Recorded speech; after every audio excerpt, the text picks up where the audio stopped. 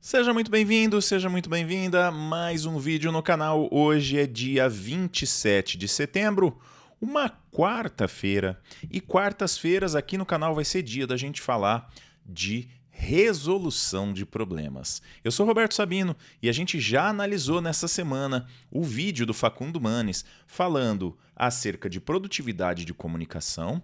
E esse vídeo, ele é um vídeo lá do canal BBVA, Aprendemos Juntos, onde o Facundo Manes, que é um neurocientista, é um médico, neurocientista, né, pesquisador, ele está dizendo que é necessário conhecer o cérebro para viver melhor.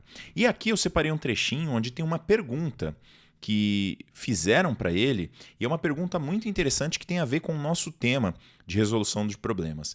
E a pergunta é: o que a neurociência conhece acerca da criatividade? E ele vai explicar um pouco como que a gente pode melhorar as possibilidades de ter uma ideia genial, uma grande ideia ou um momento eureka. Vamos dar uma olhadinha nesse trechinho aqui do vídeo. Me gustaría saber qué sabe la neurociencia de la creatividad. Y lo que voy a contar explica que en términos de creatividad, la inspiración es para amateurs. No sé si les pasó a ustedes, pero yo antes de estudiar el cerebro, tenía 20 años, todavía no me había recibido de médico, pensaba que en algún momento de mi vida iba a tener suerte, porque era yo, y iba a tener una idea genial.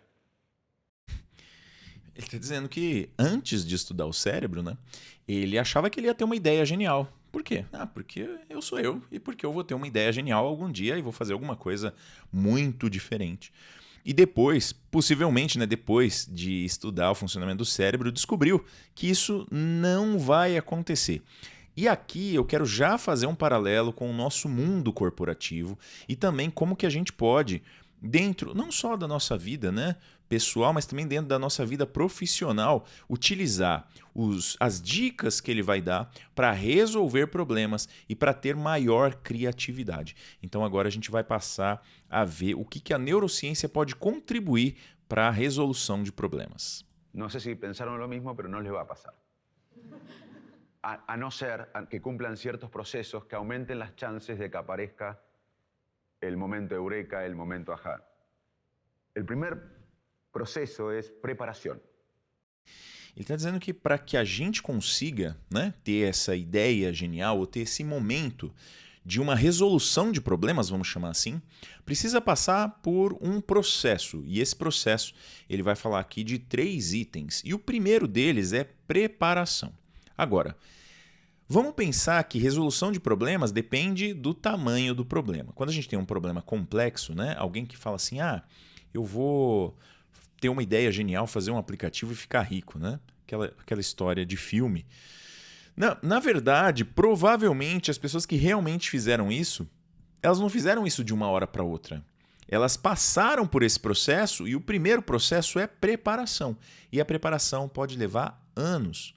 E essa preparação vai fazer com que você consiga ir mastigando informações, juntando informações, visualizando possibilidades até que esse momento chegue. Então ele vai falar um pouquinho aqui desse primeiro momento, que é o momento de preparação.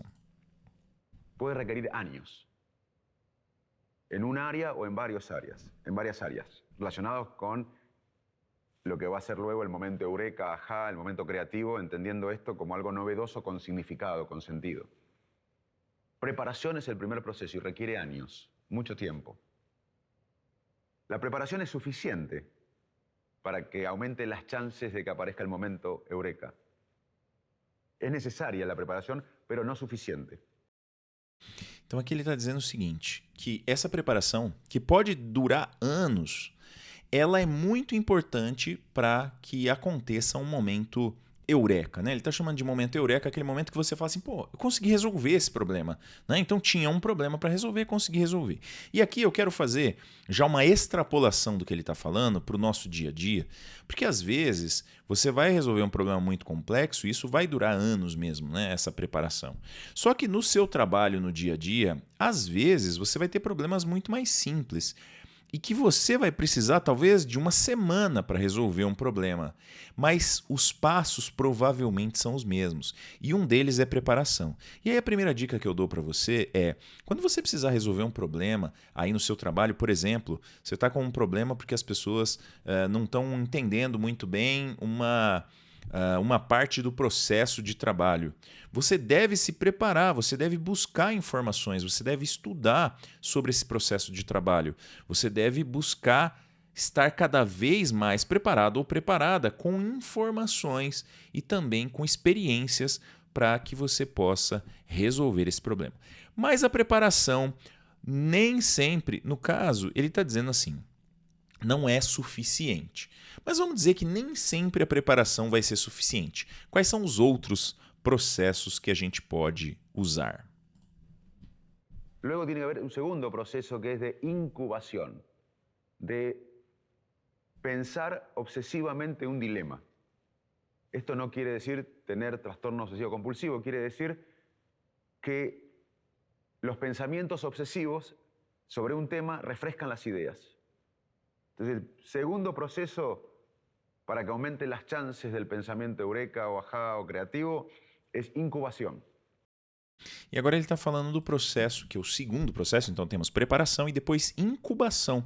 Incubação é você ficar obsessivamente pensando como que você vai resolver aquele problema. E perceba que isso aqui é um processo que provavelmente você não vai resolver o problema durante a incubação. Você não vai resolver o problema durante o tempo que você está obsessivamente pensando naquilo. Mas sim, faz parte do processo. É mais ou menos assim, ó. Você se preparou, você começou a tentar resolver um problema e você está obsessivamente pensando e tentando, pensa numa opção, pensa numa outra opção, pensa num jeito, pensa num outro jeito. Eu vou dar alguns exemplos meus, tá? Tem pelo menos duas coisas que estou no meio desse processo, eu acho. Tá? Já tive, obviamente, algumas vitórias, mas ainda estou no meio do processo, que é como ensinar as pessoas a se comunicarem melhor. Então, já tenho me preparado, penso nisso quase que obsessivamente, porque é uma coisa que muitas pessoas, né, me pedem, Sabino, pô, eu queria, né, ter uma didática como a sua, como é que você fez para conseguir fazer os cursos do jeito que você faz, para conseguir se comunicar de forma clara e tudo. Então, eu estou nesse momento de pensar obsessivamente nisso e já criei algumas coisas, criei alguns conteúdos. Estou criando coisas diferentes hoje em dia, mas ainda estou no meio desse processo. E acredito que ainda vou fazer coisas bem mais interessantes do que eu já fiz. E uma segunda coisa é como facilitar o aprendizado das pessoas em questões que para elas sejam complexas. Então é mais ou menos assim. Eu tenho na minha vida inteira aí, profissional, trabalhado como professor. Boa parte da minha vida profissional isso foi uma segunda profissão, né? Uma segunda opção, mas depois eu entrei... Hoje eu não sei dizer se eu sou mais empreendedor ou mais professor, mas eu divido o meu dia a dia com essas duas atividades, né?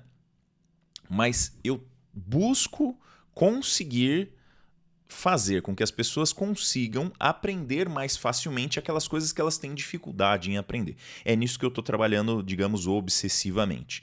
E, infelizmente, até hoje eu ainda não resolvi esse problema, porque eu vejo que as pessoas normalmente seguem os gurus que não têm fórmula nenhuma, que não ajudam em nada, que só falam um montão de baboseira, mas um dia eu vou chegar nessa resolução. Mas voltando para o vídeo, voltando porque a gente está falando, processo número 1, preparação, processo número 2, ficar pensando obsessivamente sobre isso. E não é só isso, agora vem a parte final desse processo, sobre como resolver problemas ou como ter um momento eureka de criatividade.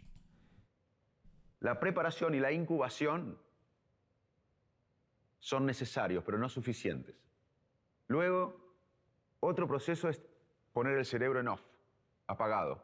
Cuando no hacemos nada, el cerebro procesa información en forma organizada. Hay una red cerebral que se llama Default Network o red en reposo en castellano, que procesa información que aprendimos previamente. E aqui vem a parte que eu já tinha conhecido isso, né? Já tinha visto isso. Na verdade, eu já vi esse vídeo um montão de vezes e faz um tempão, né? O vídeo é de 4 anos atrás, então eu já vi esse vídeo faz um tempo.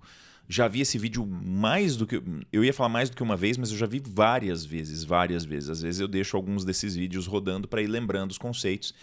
E eu já tinha esse conceito, mas é um conceito que eu percebo que as pessoas às vezes ainda não conhecem muito bem, que é o conceito da rede em repouso. O nosso cérebro, ele trabalha no modo focado ou no modo difuso. Então, quando eu estou focado em resolver um problema, eu estou colocando toda a minha energia e o meu foco para tentar resolver o problema. Mas quando eu paro de pensar naquele problema, o meu cérebro continua tentando resolver o problema na rede em repouso. A gente vê, né, os neurocientistas falando das redes. Então, vamos dizer que o cérebro é composto por vários circuitos, várias redes diferentes que funcionam de formas diferentes, que trabalham de formas diferentes e que têm resultados diferentes. E uma dessas redes é a rede em repouso. Significa que quando você está ali sem fazer nada, você está meio chateado, meio chateada, meio aborrecido, aborrecida, neste momento o seu cérebro está trabalhando nos problemas que você pensou obsessivamente. Por isso, quanto mais obsessivamente você chegou a pensar num determinado problema, mais ele vai ter prioridade na hora de usar essa rede em repouso. E essa rede em repouso, ela é bastante poderosa, porque ela está fora do nosso crivo da lógica e do foco que a gente fica algumas vezes cortando, filtrando possibilidades. Então a rede em repouso ela é mais livre. E é por isso que às vezes, quem trabalha com programação sabe disso. Você está tentando resolver um problema de um código, não consegue, aí você desiste. Você fala, eu não vou conseguir. Vai fazer outra coisa, de repente vem uma ideia. É o momento eureka, né? O momento ahá que o Facundo está falando aqui. E isso serve também para a gente pensar em resolução de problemas.